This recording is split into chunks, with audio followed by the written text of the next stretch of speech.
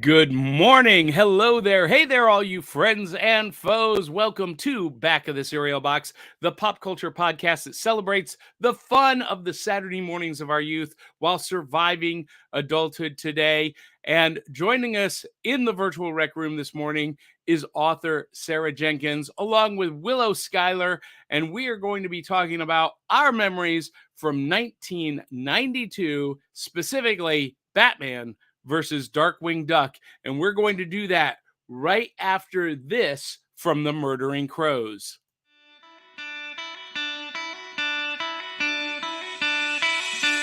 It's like Coca-Cola, Levi Strauss, Johnny Carson and Mickey Mouse.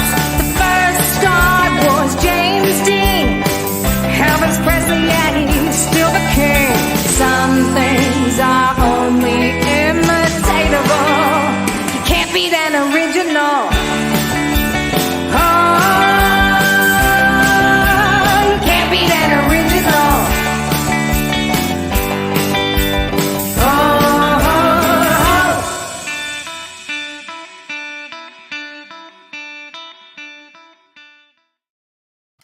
Thank you to the Murdering Crows for that awesome theme song. You can get their record, For Bad Crows, at Amazon, Google, Apple Music, or wherever you buy music. And of course, we want to thank our super friends, our super fans, Charisse Collins, Sydney Kep, Brian Huff, Dave Manginelli, Dave Mattingly, Crystal Raven-Jones, Eli Cash, and you too can have your name in lights. There's that empty spot waiting for you to join all of our super friends cereal boxers at buymeacoffee.com/cerealboxpod. And it is time to welcome into the virtual rec room our co-hosts, my favorite peppermint princess, the social media socialite, your emotional support Canadian, all the way from Winnipeg, Manitoba, Canada. Give it up for the one, the only, Willow Skylor. Whoop, whoop, whoop, whoop, whoop, whoop. Let's get that cup in there. All right. Congratulations to the Winnipeg Blue Bombers for making it to the third consecutive Grey Cup. That is a total record for us. You've been practicing that congratulations too. I can tell. You've been dying to say that publicly. Well, congratulations to the Blue Bombers. I love that. Blue Bombers. That's such an old school retro. We need something named the Blue Bombers in the U.S., like the Brooklyn Blue No, that's too hard to say. Well, I am so excited because joining us again in the virtual rec room is someone who has become a regular co-host for our live on-location events, and you're going to see more and more of her because she is just awesome. By the magic of the interwebs, it is author Sarah Jenkins. I'm back! Sarah is back, and this morning she is coming from her beach house in Dixon, Tennessee. Yes. Oh, we're not revealing locations, are we? I'm in my undisclosed bunker, hidden away from there. Okay. Well, that's a big geographic area I just mentioned. It would be hard to locate. Well, I guess, there's probably only a few beaches in Dixon, Tennessee. Yeah. I do technically have a beach at my house. Do you really? Well, yeah, we have a creek. And so we have a creek bank. And you can totally just sit there and pretend you're at the beach. So it really is kind of a beach house. I love that. I love that. Yeah. So for those of you who are just tuning in for the first time, this is how this works. We are a pop culture podcast that celebrates the fun of the Saturday mornings of our youth while surviving adulthood today. We're all in our pajamas. Hopefully everyone has a bowl of cereal. And, when I was a kid, Saturday mornings was about cartoons and comic books and kaiju and kung fu movies. This is Godzilla up from the depths. 30. Anyway, and because we didn't have smartphones or tablets at the breakfast table on Saturday morning, we were reading the back of the cereal box. Ta-da! That was our newspaper. That was our world. And that's what this show is about. All of that cool stuff from the back of the cereal box and Saturday mornings of our youth. And Willow, my pop culture passion is Avengers comic books, Star Wars movies, and Saturday morning cartoons. They made me who I am today. What is your pop culture passion? Oh, my pop culture passion. TV, definitely. Superheroes is a huge thing in my life. Coffee now. Can't go a day without it, it seems. But yeah, no. So is that a new thing with coffee? Okay, when I worked for Starbucks, I was glad to have it in my life then, but it's just now it's being away from it. It's like, okay, no, I definitely need coffee. That's funny. That's funny. Sarah, what is your pop culture passion?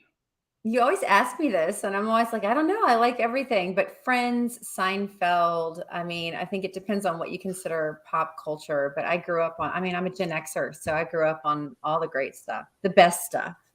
This is absolute truth. You and I are both Gen Xers, and I was born in the 70s, but most of my memories, vivid memories, are the 80s and early 90s. So I'm an 80s kid. Yeah. But this morning we are going to be talking about 1992 specifically, and there's a reason I picked that, and we're going to get to that in a little bit. But Sarah, what is in your bowl this morning? Okay, well, I'm the crunchy one of the show. So okay. So I'm the really boring, but this is my organic ancient grains granola, but I have added some pecans and some pumpkin seeds because that makes it really healthy and yummy. So hey, you're not boring at all. You're you and I are very much alike. In that case, I love granola. I've been actually tempted to try that myself, and one of my favorite cereals is Raisin Bran. Oh, yum! Yeah, I need some raisins in here. What ancient grains? What is it comprised of? All right, so it's got kamut, which is like Corazon wheat, which is the healthy wheat, it's not a dwarf wheat. Okay, we won't get into all that. I told you I'm crunchy. Spelt, almonds, quinoa, and amaranth. Ooh, quinoa and almonds. I love quinoa. Yeah, it's healthy. It's did you know that quinoa has the highest protein content of any grain? I did know that, and I don't eat it very often because it is also very calorie dense. But it's like a superfood. It's great for you, and it's really good. So now, does it taste? I mean, what's it taste like? Is it earthy? Is it? I love granola. Yeah. It's sweet, not too sweet, but it's got a hint of, I feel like cinnamon. It tastes like, it's really good. It's my favorite. I might have to try it because I love granola. So, Willow, what's in your bowl? Okay, being the unhealthy one here, I have what looks like cocoa pebbles is the Nestle Quick stuff. Oh, the Nestle Quick. I love Nestle Quick. I'm making a mess. That is fantastic. And how does it compare to Cocoa Pebbles? Cocoa Pebbles? I think it's a little sweeter than the Pebbles, but no, it tastes like you remember the powdered hot chocolate stuff. Oh yeah. It tastes very much like that. I love that because we don't have that brand here in the States. Oh. I mean, Nestle Quick, the Nestle Quick chocolate milk mix, you can still get that, but we don't have the cereal. We don't have any of the. Well, I might have to send you some if you want. Yeah, and there is still some Nestle chocolate bars on shelves here. I think Crunch Is it Crunch Bars Nestle? Nestle I think Crunch? so. Yeah, I think think so. so. Yeah. So, so we're gonna do a new segment. We just did what's in your bowl, but I'm gonna do something brand new this morning. Will it cereal? And I've been doing this for the last 2 weeks, and we've tried some pretty strange things. Willow was with me when we did Ritz peanut butter crackers. Whoa. Yeah, and Ritz had actually kind of prompted this. Would they said, try the peanut butter crackers as cereal, and I was like, will it cereal? Let's try it, because Ritz crackers is like the universal like topping for Thanksgiving and holidays. You put it like on top of everything you bake, right? And so we tried it. I tried it. At Willow, did you go out and try it later? No. You're so bad. And it was good. So then last week when Ryan Permisson was on, we tried Oreo minis. And let me just tell you, Oreo minis, they cereal.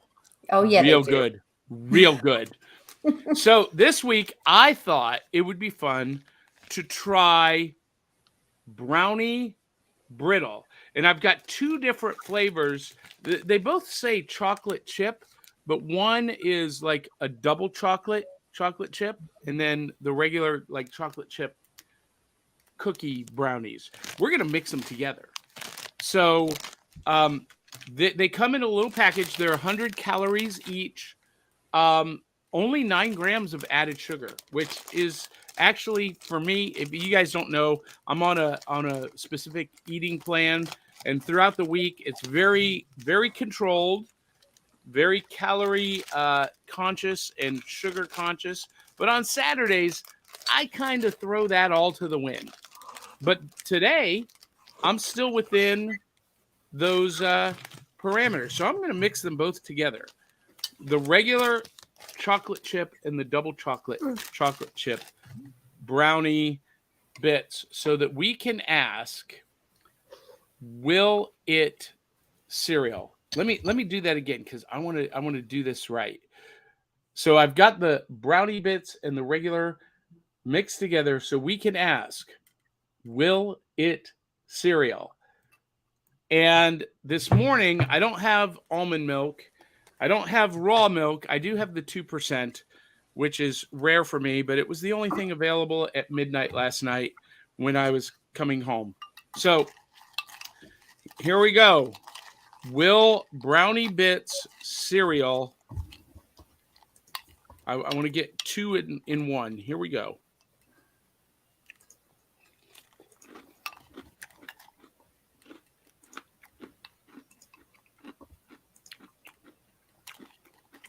Brownie brittle is really good. Nice. Crunchy. It is very crunchy. But you know what? It's not like eating I guess it is like eating. It tastes more like just a regular cookie dipped in milk, which is one of my favorite treats ever. Last night I was coming home at midnight, and the Shell station, they have a little cafe, a White Bison coffee shop. They were throwing away chocolate chip cookies.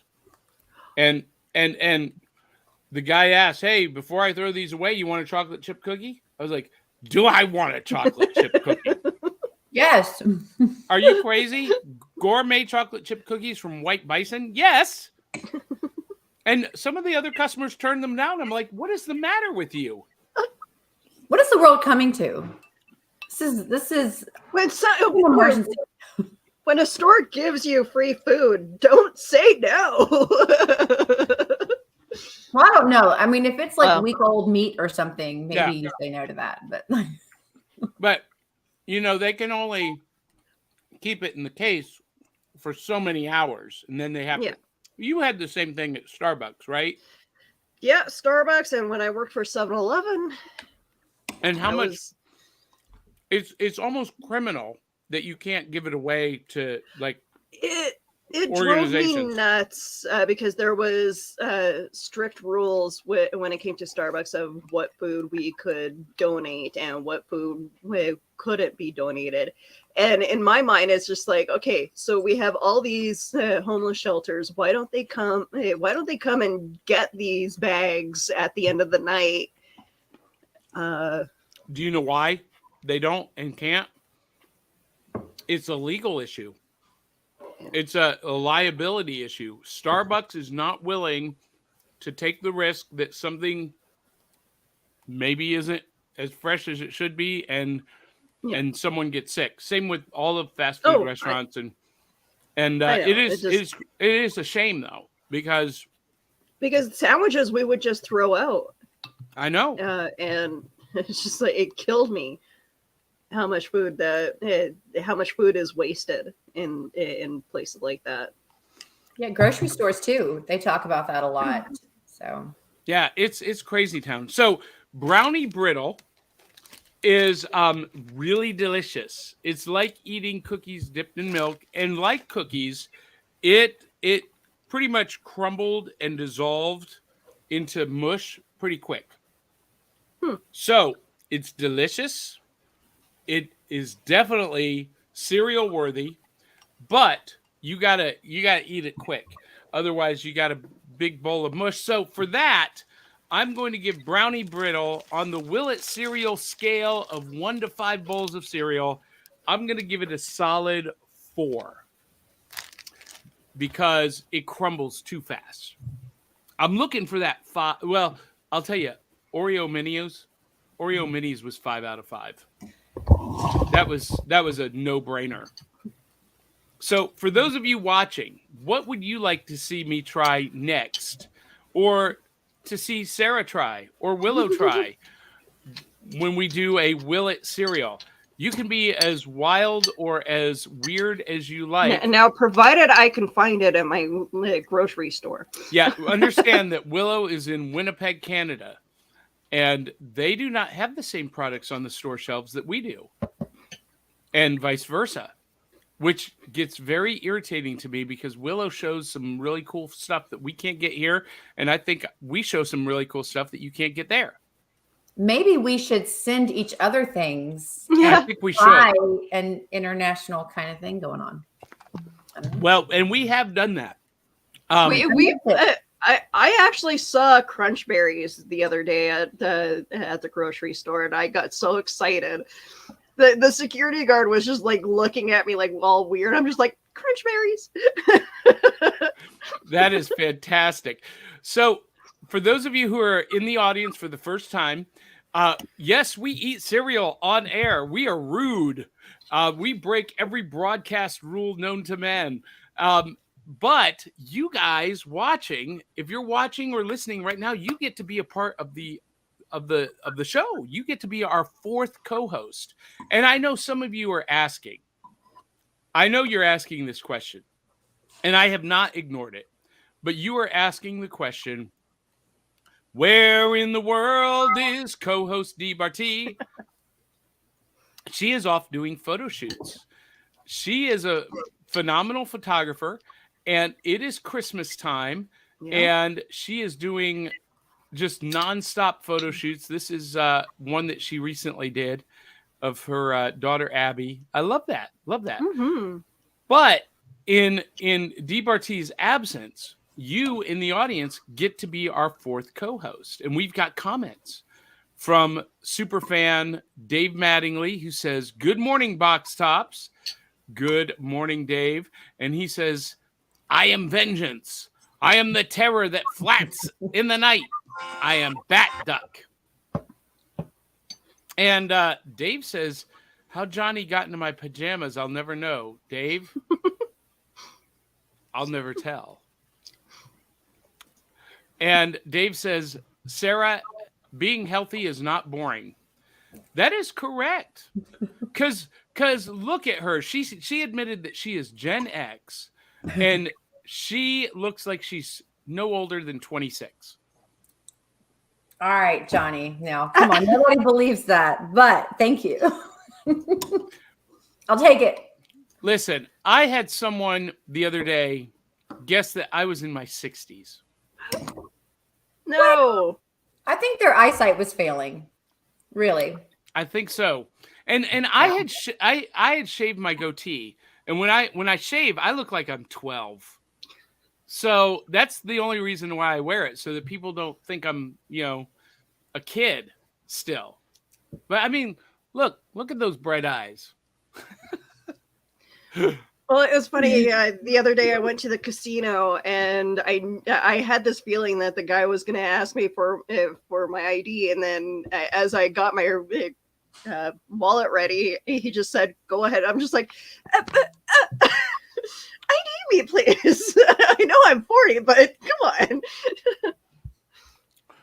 And Willow is newly minted 40. Aww. It was your birthday. Couple months. That's awesome. Happy birthday. Yeah. It feels like it was Thank only a couple of weeks ago. It honestly, you know what? A lot of people put too much pressure on aging, and I'm. We don't age. We level up. No, I'm 42 and I own it. I love being 42. It's great. I'm excited for all the gray hairs that I've been getting, and I'll just keep looking. I'm like, oh, a little bit more. Listen, I saw a woman the other night who had this silver hair. She was in her 40s, and it was silver gray, and she was absolutely drop dead gorgeous. And I told her so. I stopped her and I said, "Listen, I'm not coming on to you, but I want you to know that you are absolutely gorgeous." And she appreciated that, so it made me feel good. Andrew Milden is watching. He says, "What kind of milk?" So this morning, I'm doing 2%. What about you, Sarah? Are you doing the raw milk this morning? Yeah, I've brought it upstairs. I'm upstairs right now, so I brought this from the kitchen, but it's raw milk, so straight from the cow.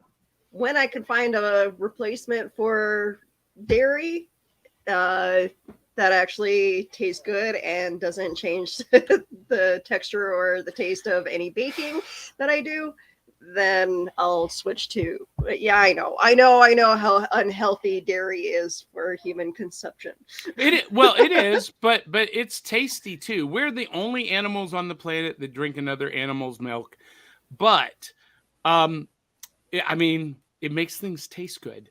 And I read your rant or saw your video on veganism, Willow. Vegan cheese, like that vegan cheese that I bought, just it was terrible. Any recommendations for vegan cheese that melts nicely and tastes good, please let me know. But the stuff that I bought was just it was like rubber. See, sorry. No, go ahead, Sarah. I was asking if you've tried the almond cheese. Oh.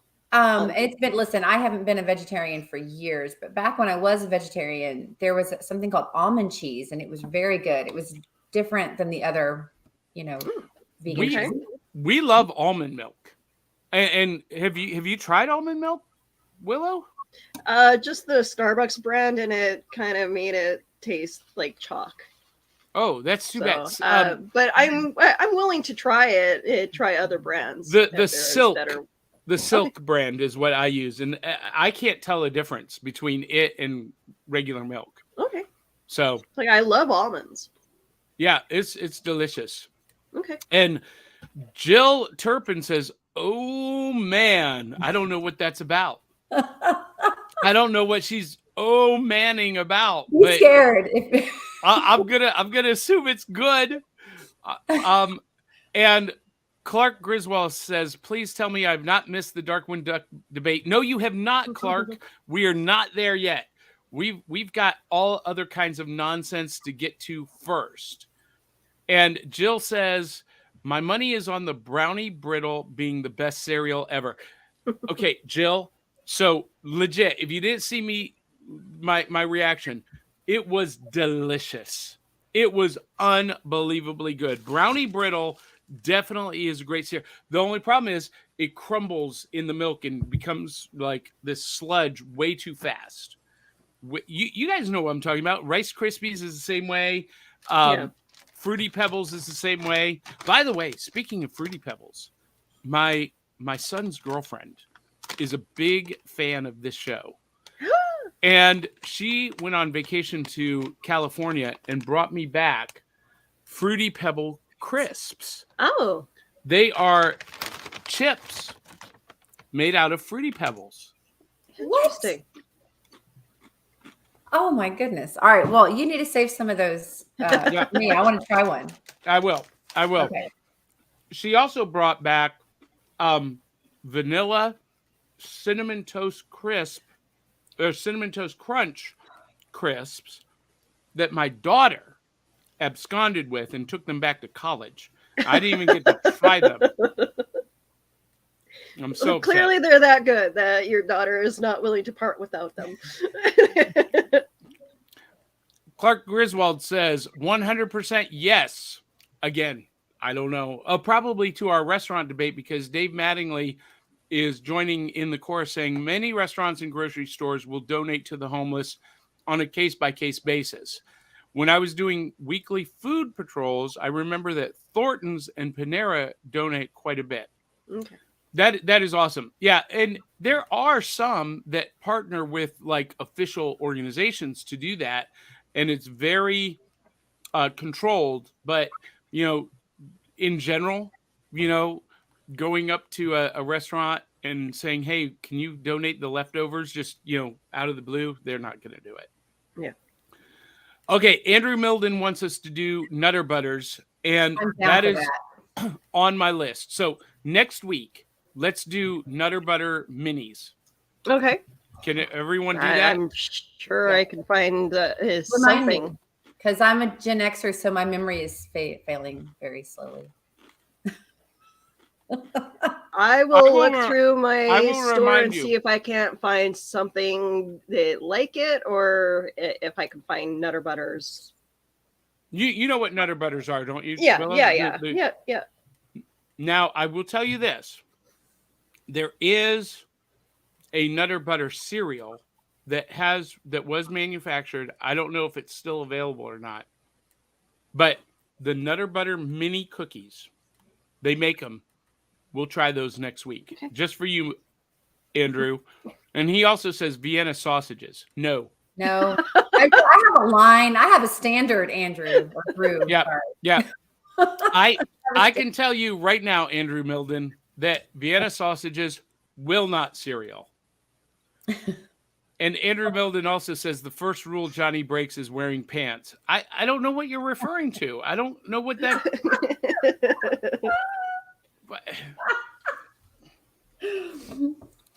And Dave Mattingly says, "Oh, the thrills, the chills, the spills of real-time cereal eating." Yes, I love it. I love it.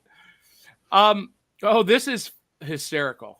Drew Milden says, "My wife makes them check her ID." I didn't know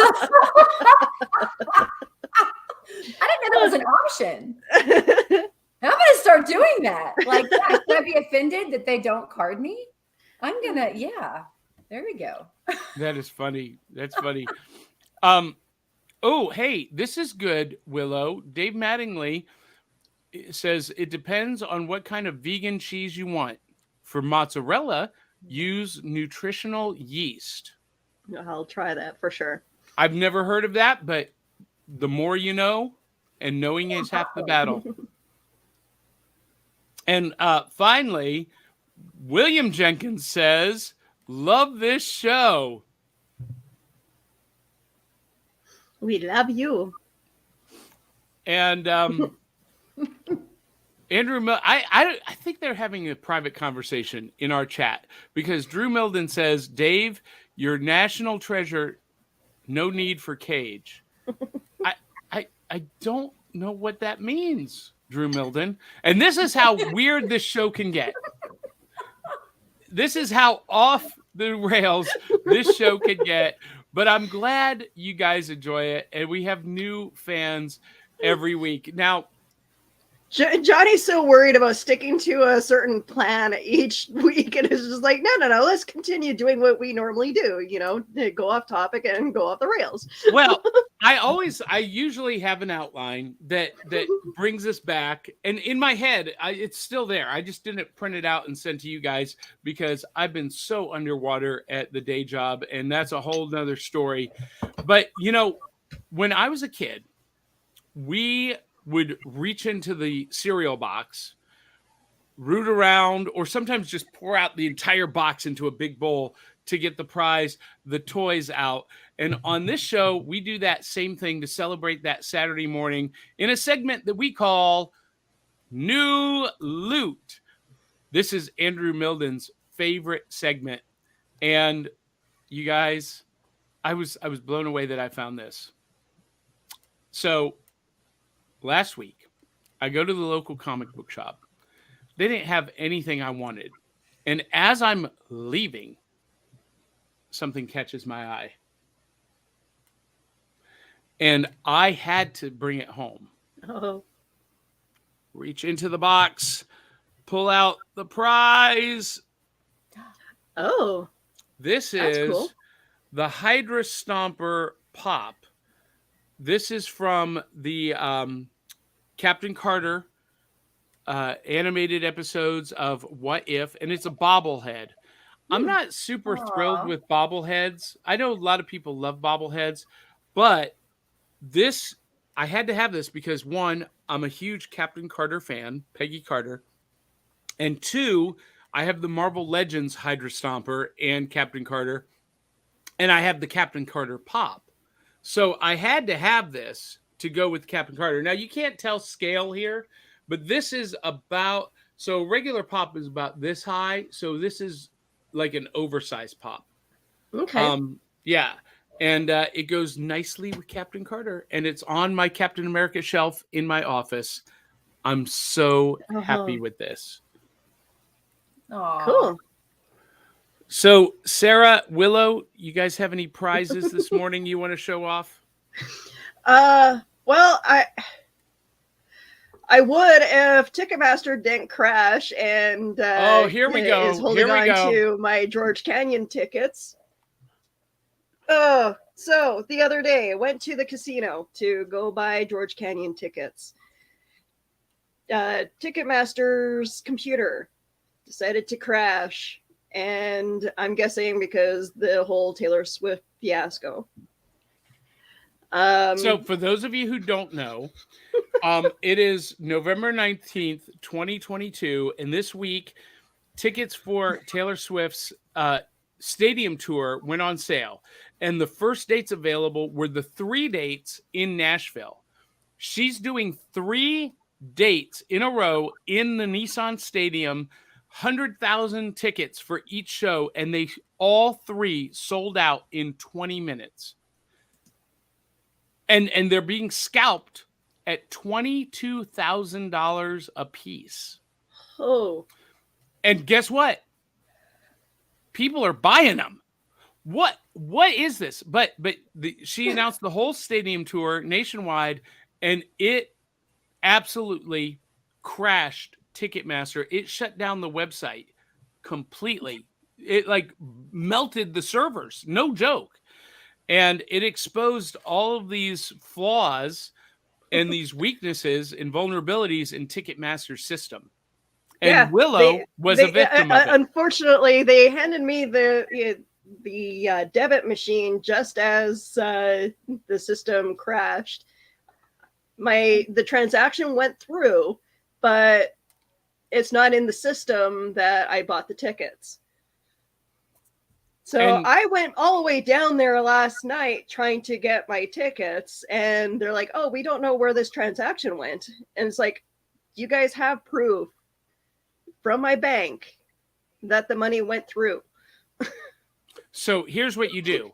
You go to your bank and you report the ticket seller, the casino, for theft. Oh. You'll get your tickets real quick. Yep. Because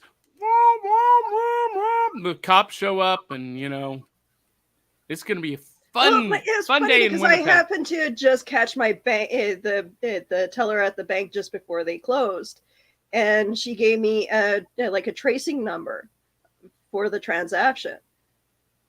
So, and the guy's like, "Oh yeah, you hopefully by Monday we'll figure this out and find out." Hopefully, Like, I'm not waiting till Monday to get my money back.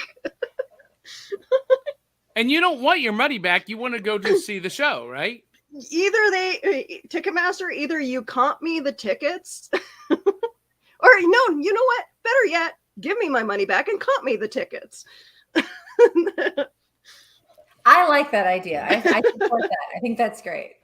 If you can give away a trip to Vegas to one guy that won it at the casino, you can give tickets to a George Canyon concert.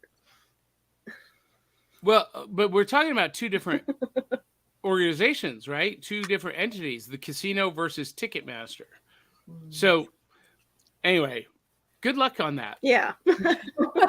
I'm telling you, you report a theft, and I'm gonna bet you're gonna get your tickets real quick. Now, Sarah, would you pay $22,000 for anything? Are you gonna go see the Taylor Swift concert? No. I got all the love for everybody, but I'm not a Taylor Swift fan. So to each his own. Like the posts I'm seeing on Facebook right now that say marked safe from wanting Taylor Swift tickets. I think that's great. But no, I would pay $22,000 for something, but not a Taylor Swift ticket. So this is going to blow your mind. Taylor Swift is now the biggest selling artist in music history. She has sold more live tickets than anybody else ever. Right now. Well, she is officially bigger than the Beatles, bigger than Elvis Presley, and bigger than Michael Jackson. She has broken a record for album sales. She has the highest selling record sales of all time. And she's done something no other artist has ever in the history of music done. And that is she has 10 of her number one hits on the Billboard Top 100. The most that has ever been on the Top 100 at the same time is 8. She's got 10, but not just 10. They're all the first 10 of the Top 100. Oh, wow. That's never been accomplished. So the Top 100, the first 10 are all hers, and they're all her number one hits.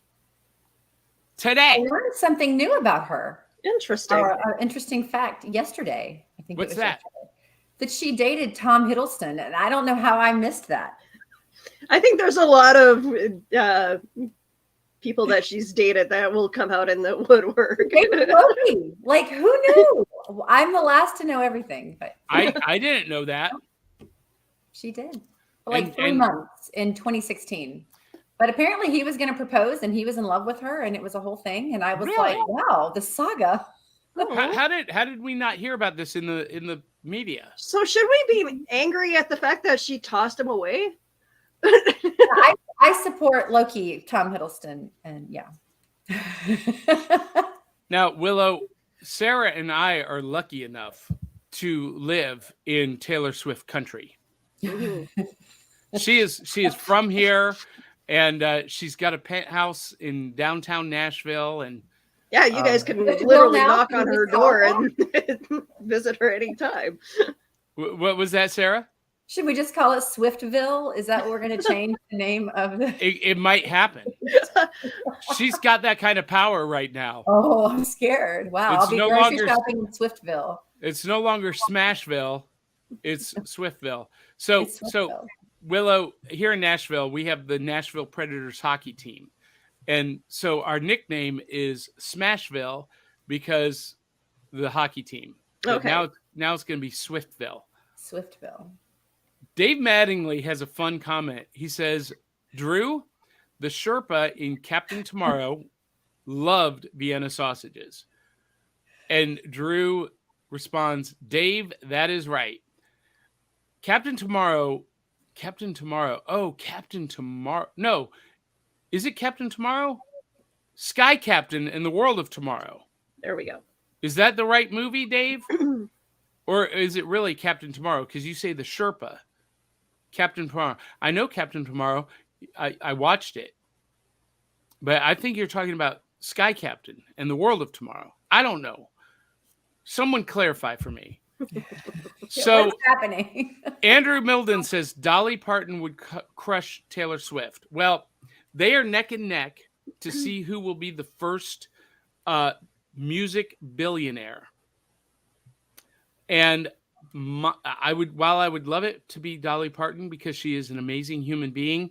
But she tends to give away her money before she even gets to that point. She is very philanthropic. That is true. But I think Taylor Swift is going to be the first music billionaire. And Dave Mattingly says, yes, you're right. Sky Captain and the World of Tomorrow. Yay. I love that movie. Have you ever seen that movie, Willow? Yep, it's a really great movie. They did a very good job on it. Maybe one of the most underrated movies of all time. Sarah, did you see Sky Captain and the World of Tomorrow? I've not. As a creative, as an author, as a writer of words, you would love that movie because they write dialogue that they just don't write anymore. Oh, all right. And William says the 60s Spider-Man cartoon was the best. You know, I'm on board with this. Spider-Man does whatever a spider can. Spins a web any size. Catches thieves just like flies. Look out. There goes the Spider-Man. It was the best. I grew up on that. And I wasn't even alive in the 60s, but I grew up on the... Me too. I rushed home every day to watch that Spider-Man show after school. It was the best. And since we're talking about the best, it is time for This Week in the Rec Room. And this is our main topic, Clark Griswold.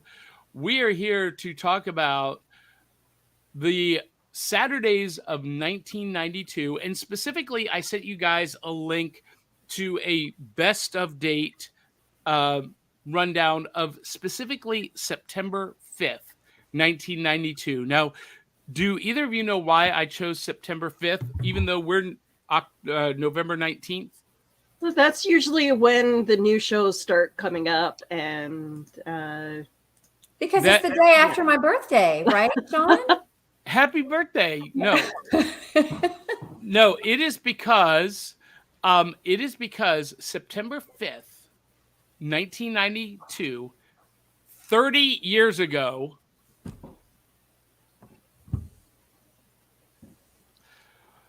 was the debut of Batman the Animated Series, starring voice actor Kevin Conroy, who passed away last week.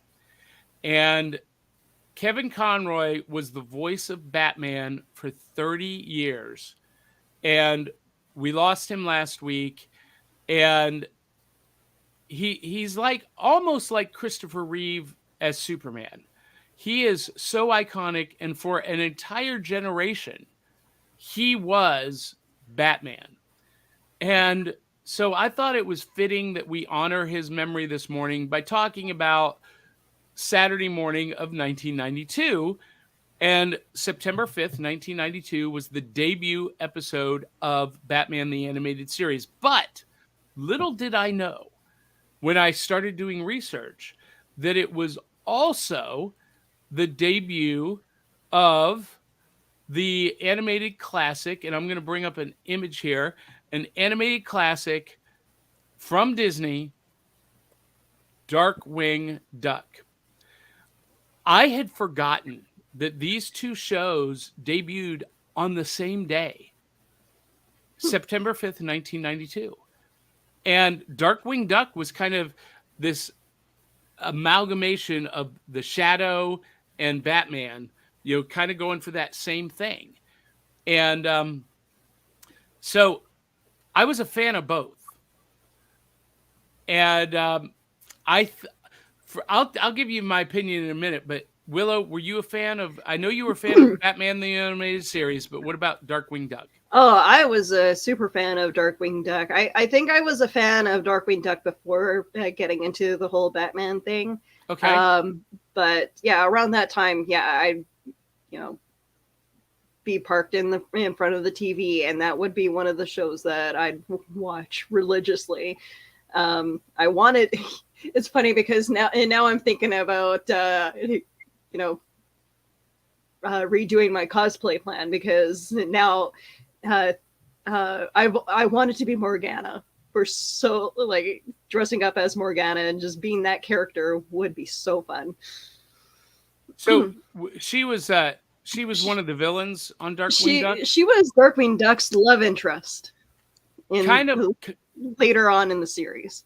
Now, but was she a reformed villain? Help me remember. Think so. I'm looking for pictures of her. She kind of looked like Morticia Addams. Yeah, I want to say that she was kind of supposed to be like Batman's Catwoman. They shouldn't be allies. They should. Oh, okay. Here's a picture of her. I remember her now. Yes. So I'm gonna see if I can save this and pop this on the screen. This is live theater, live broadcast happening in action right in front of your very eyes. And Sarah, were you a fan of Darkwing Duck? I was, yeah. There she is, Oh, Morgana. Yeah. Yeah, but she looks like a villain. but she was Darkwing's love interest. Just like Bride of Frankenstein a little bit. Yeah. Kind of like a Bride of Frankenstein meets Elvira. Yes. I love that. Now, Darkwing Duck was, everyone talks about the connection of the Marvel Cinematic Universe, but Darkwing Duck was part of a connected cinematic universe, a cartoon universe, which included Tailspin, DuckTales, and Darkwing Duck. Yeah. And if I'm not mistaken, Darkwing Duck's pilot was what was his name? Launchpad McQuack. Yeah, Launchpad McQuack, and he was also Scrooge McDuck's private pilot. Yep, and Blues. Oh. In Tailspin. No, was wait. He? No, sorry, he wasn't in Tailspin. I apologize. My brain is broken. That's okay. It's easy to make that mistake. It's but they were all connected. Yes. So the foundations of the connected cinematic universe were seen with the Disney cinematic universe. And I wish they would do more of that, actually. Because I love the theory that, Tarzan is actually the long-lost brother of Anna and Elsa from Frozen. Yes. And, yeah, have you not heard that? No. Yes. Because in the Tarzan movie, they show the ship that had wrecked. The Tarzan's parents are on a ship on a voyage, and it gets shipwrecked. Well, in Frozen, the ship that Anna and Elsa's parents get on and leave is the same ship that you see shipwrecked, on the jungle beach in Tarzan. And the theory is that they were going on a voyage to go to Rapunzel's wedding, who was their cousin. Oh, as crazy Gen Xers and Gen Z are conspiracy theories. Now here's where it gets even deeper. And a lot of the Disney Imagineers have admitted that this is done on purpose. Little Mermaid debuted in 1989, my all-time favorite Disney movie, but Ariel appeared decades earlier in Peter Pan. Nuh-uh. She is one of the mermaids in the Mermaid Cove in Peter Pan. Okay.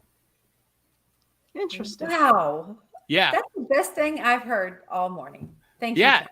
That's So awesome. so I want a Disney style Avengers animated movie with Peter Pan and Ariel and Tarzan and Elsa and Anna and Rapunzel and maybe I don't know who else. Pocahontas, she can control the wind. I don't know. And Hercules. I mean, wouldn't that be cool? You know That what would they be should cool. do? They should do like a throwback to like when reality TV started and do like a real world style with like all the characters, and they have to live in a house together and to see what happens. That would be fantastic. Oh, Disney, if you do this idea, you have our permission. You just got to pay us royalties. I mean, we just came up with 2 monumental programming options for Disney Plus. Why are we not working for them? what? You know what? I will come down to the States. I have American money now. I've been saving up. I'll come down to the States. We all knock down on Disney's door and with all our ideas. All right. So we're talking about 1992. We got Batman the Animated Series. We've got Darkwing Duck, and Andrew Milden says, "Let's get dangerous." And Dave Mattingly says, "Donna Rosa, the artistic force behind much of the Duckverse comics, is from my hometown of Louisville." Oh, that's awesome. Ooh. And Dave Mattingly also says, "Johnny, you've heard the story of Kevin Conroy volunteering after 9/11. And I don't think I have heard that story, but that wouldn't surprise me at all. I've heard that he was just a phenomenal human being." And okay, William Jenkins chimes in, and he's jumping ahead, but stay with us, class. He says the movie Honeymoon in Vegas was the top of the box office on September 5th, 1992, and that is correct. I had forgotten this, and there were some. Okay, we're going to go down a memory lane here. Now, Willow, I know you were like probably 12 in 1992. 11-ish. And Yeah. Sarah, you would have been around the same age? I was 12. Yeah, in fact, Yeah.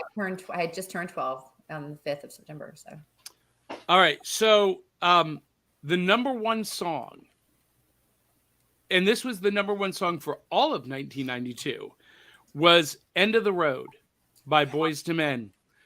Although we've come to the end of the road, no, you can't let go.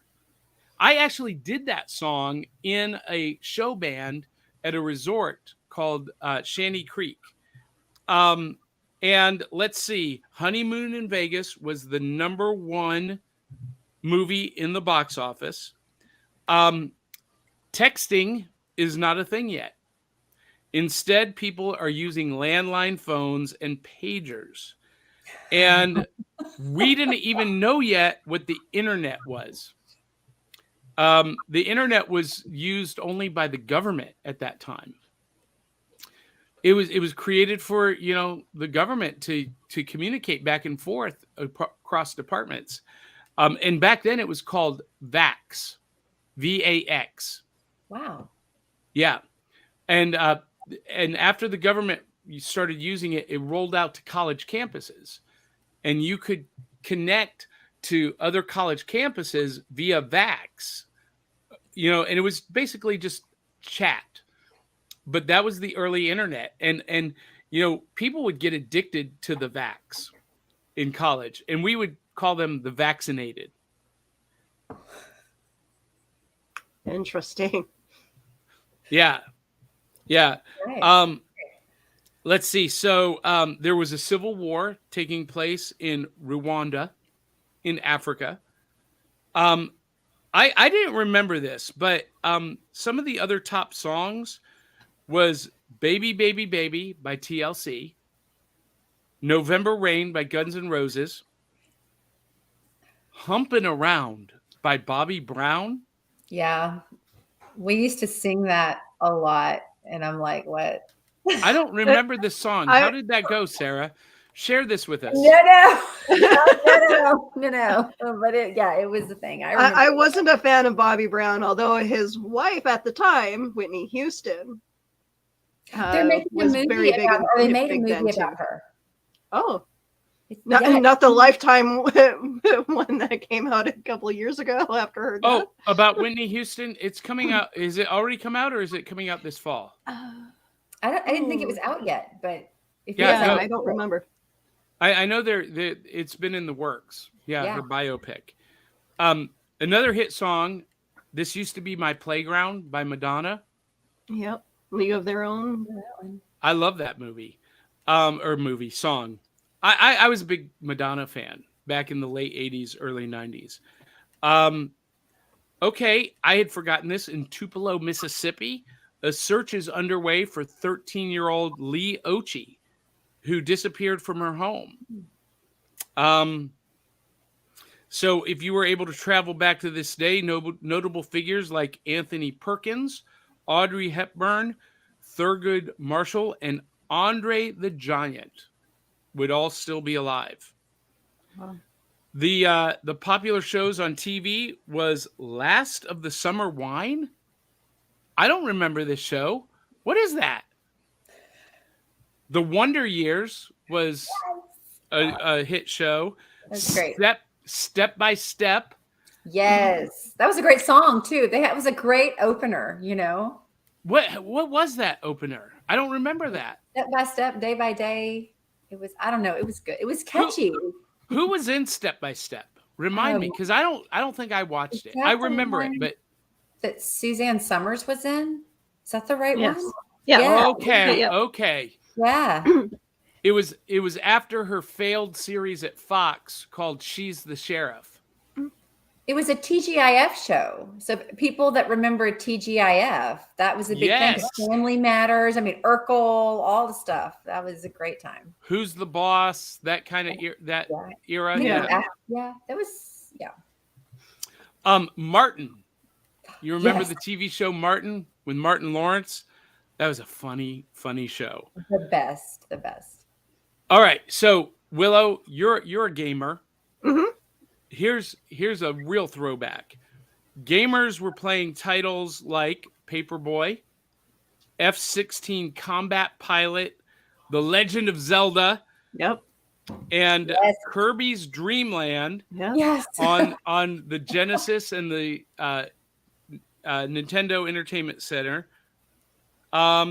Children's shows, kid shows, Mr. Rogers, obviously.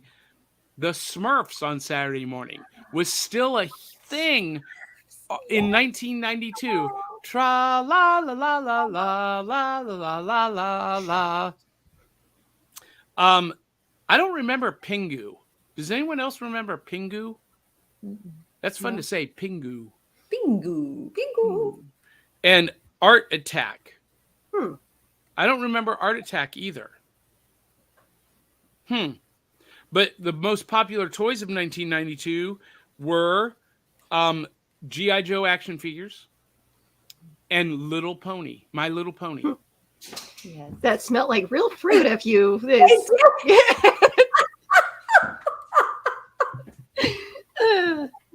That and the strawberry shortcake dolls that came out around the same time. Yes. Things that make you want to eat plastic. How do they make plastic smell like strawberries and cake? And Coming to Stop. think of Great it, song. it didn't smell very good like years later. I remember finding my strawberry shortcake doll and being like, "Oh, this stinks." It's poison. so we've got some great comments. And of course, this is where Johnny gets into hot water for talking about the early internet and the vax, because I was there. I remember it happening, but I wasn't actively involved in using it. I didn't actually use the internet until 1996. But so Dave Mattingly, he's corrected me here. He and Tony I. Tony I says it was called ARPANET. VAX was the type of computer. Really? I remember them all being Macs that they were using the VAX on. And Dave Mattingly expands, VAX was just a type of mainframe like IBM or PCP, not the internet itself. Okay. And He started using the internet in the mid 80s before he started working for NASA.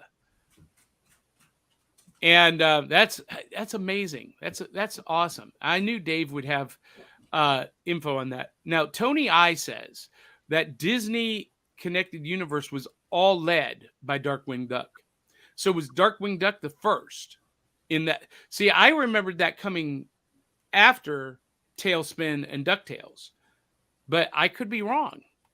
It's been 30 years. Stop reminding us of that. We don't need to hear that. Yeah. Around that time, it was like a little hard being a kid because I grew up in foster care. I was living with my grandparents, and around that time, my grandfather had passed away. So it was just like, I lost myself in cartoons and comic books. That's a good place to lose yourself. John, I need to add a game to that. What's that? Castlevania. Who remembers Castlevania? Well, they made a great animated series on Netflix of Castlevania. I need to watch this. Yeah, it was pretty good. Dave Mattingly, talking about Kevin Conroy, the voice of Batman, said after 9/11, some people were complaining at the soup kitchen. So the manager said Batman was in the kitchen, and Kevin overheard and shouted, "I am vengeance. I am the night. I am Batman." Aww. And they would say, "Holy cow, you've got Batman in the kitchen." Get it? Holy cow. Holy cow, Batman. You've got Batman in the kitchen. Everyone's attitude changed and the place lit up. Of course it did. Because Kevin Conroy was Batman. And Dave Mattingly says, speaking of gaming, around this time, early to mid 1992, I was working with id Software to put Wolfenstein 3D into a VR helmet arcade cabinet. Listen, you guys were ahead of your time for doing so. Now, I've never played Wolfenstein, but Willow, hey, I'm guessing you have because you guys are big gamers in your house. Please insert other disc. I don't remember those days at all.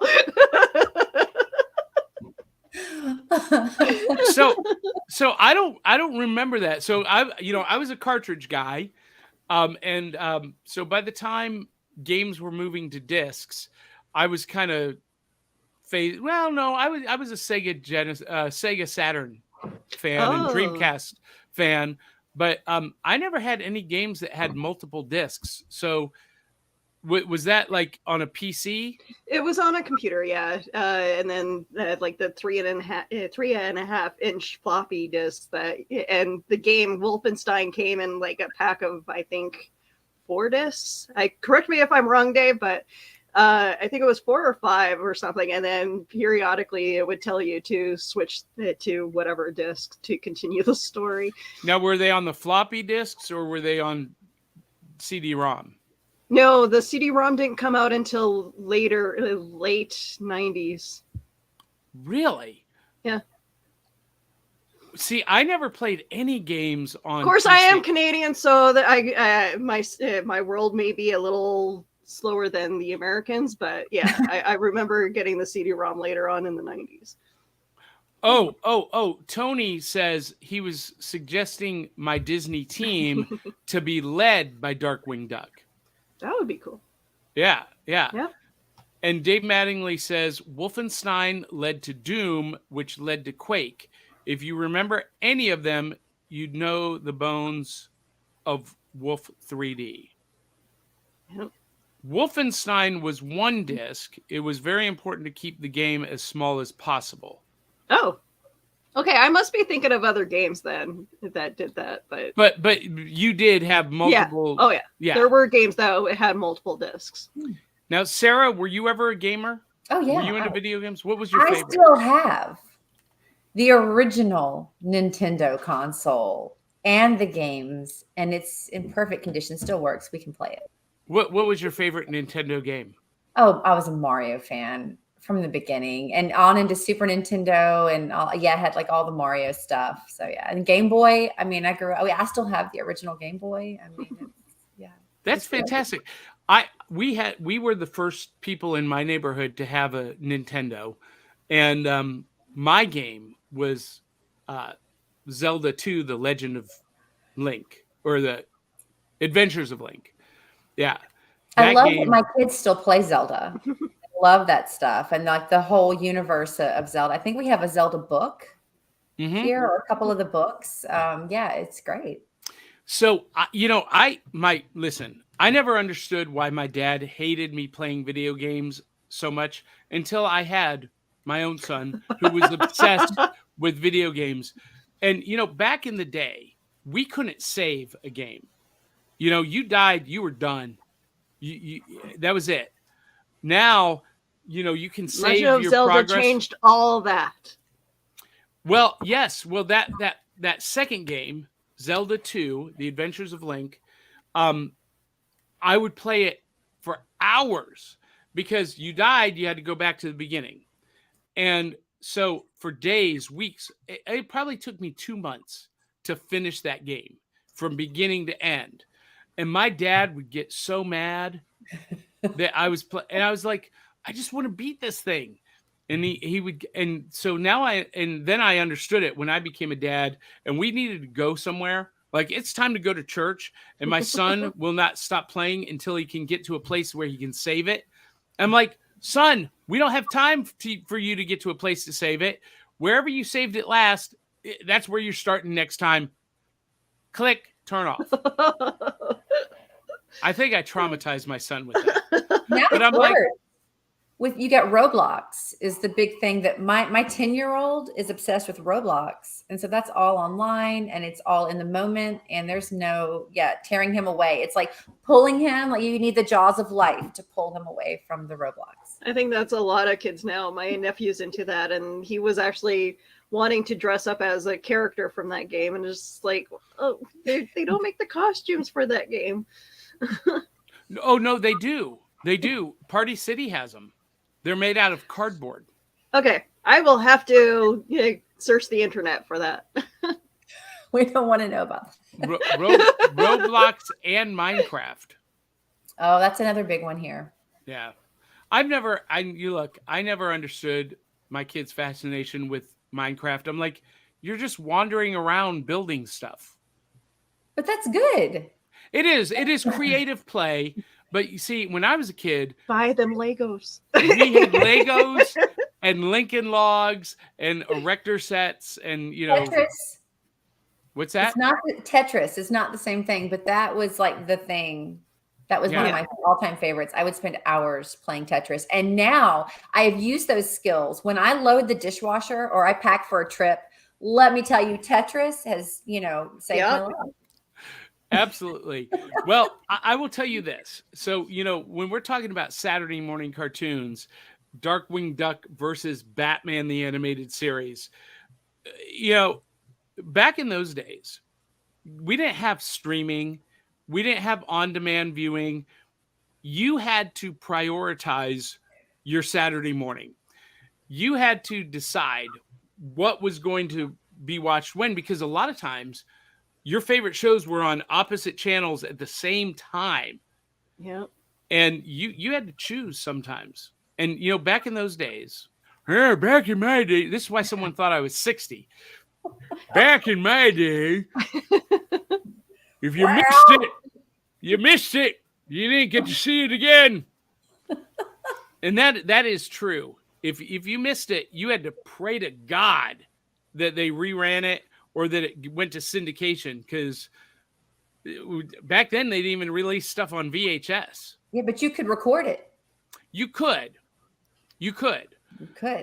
By the 90s, yes, you could. And in that save, best of date website, which I've fallen in love with this website. I've just taken it for granted. We've become so used to DVDs and on-demand streaming and even DVRs. I had forgotten that we recorded stuff on VHS tape. And that was what people were doing in 1992. Everything was on VHS tape. And you remember going to the Blockbuster and the thrill of the hunt at Blockbuster, you might not have gotten what you wanted. You were hoping to God they had something good and had it in stock. Be kind, please rewind. Yes. The little stickers. Oh, all right. Sorry. Now, did you? Now, well, no, you're not old. You're vintage. But oh yes, I'm vintage. But did you ever get so ticked off at a movie because it was so bad or it made you so mad that you did not rewind? Or maybe you just, or maybe you were just mad at the Blockbuster, attendants, the people who work there, and you were like, I'm not rewinding a damn thing. I don't think I've ever been angry at people suggesting a movie at Blockbuster or any of the rental places that I've been to. It's the people on social media now that suggest that going to see certain movies in the theater because it's funny, and then you waste your time, and it's like, what is this mess? One of my biggest regrets in my life was passing up on an investment opportunity. So it's maybe 2000-ish, 1990-ish, 1999-ish. And I had a friend who came to me and said, hey, for $25,000, you can be one of 6 partners in this new business called Redbox. Oh. And I looked at him and I said, you're crazy. Nobody is going to stand in line at a kiosk outside to get DVDs. That is never going to be a thing.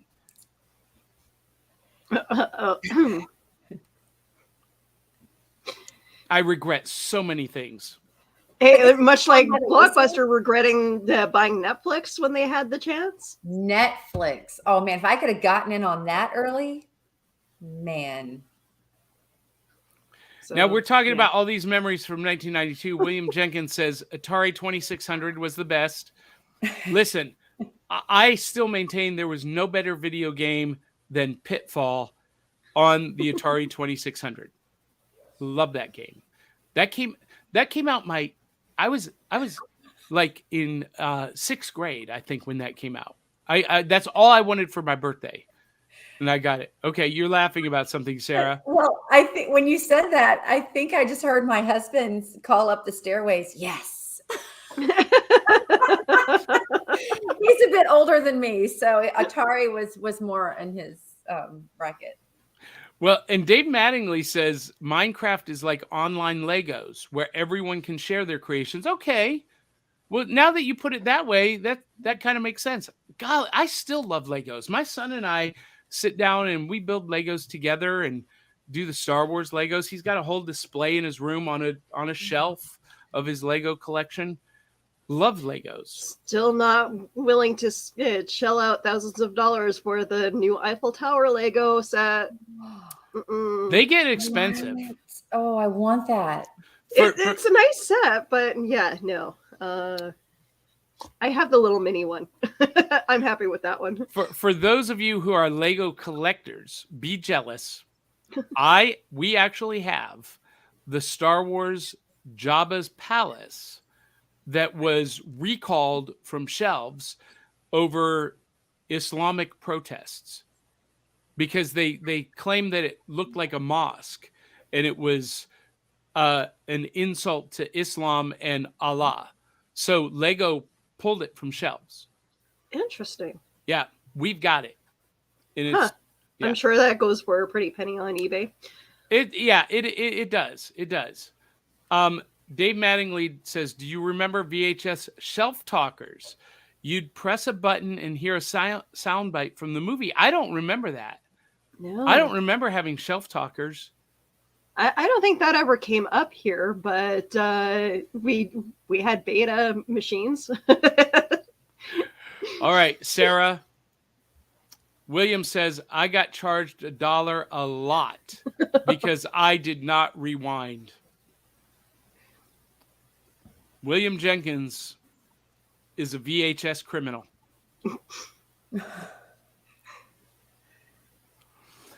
Well, guys and gals, we're actually 15 minutes over time. But man, where did that time go? It's fun talking. It's been great. I'm So- reminiscing. I think I love taking a specific year, and talking about it. So I think for a while we'll do this. I love this website, bestofdate.com. And so what I'm going to start doing is we'll actually do, like, next week we'll do well, next week is Thanksgiving. We'll be off. But the week after will be December 3rd, which is my birthday weekend. And we will pick, you know what? We're going to do December 3rd, 1970 something. Okay. So you guys will have to do some homework. You'll have to I study. wasn't alive. Yay, I can say I wasn't alive. I hate you so much right now. But so I think that's what we're going to do for, because this is fun. This is a great way to remember some of our childhood and some of the things in the past. And for our audience, I'll publish everything that's coming up. So next episode, December 3rd, we're going to do, so you got 2 weeks to find Nutter Butter Minis. Okay. Nutter Butter Minis. And we're going to do a December 3rd, 1970 something.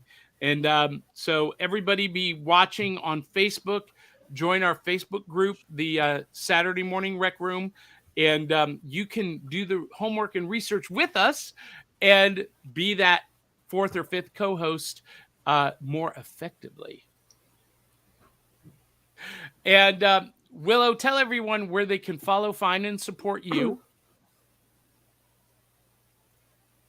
All right. Well, you can find me all over social media. I like to pretend that I'm the social media socialite. So yeah, you can just find me at Willow Skylor. You can find my page, Skylor Productions, on Facebook and on YouTube. You can find me on TikTok.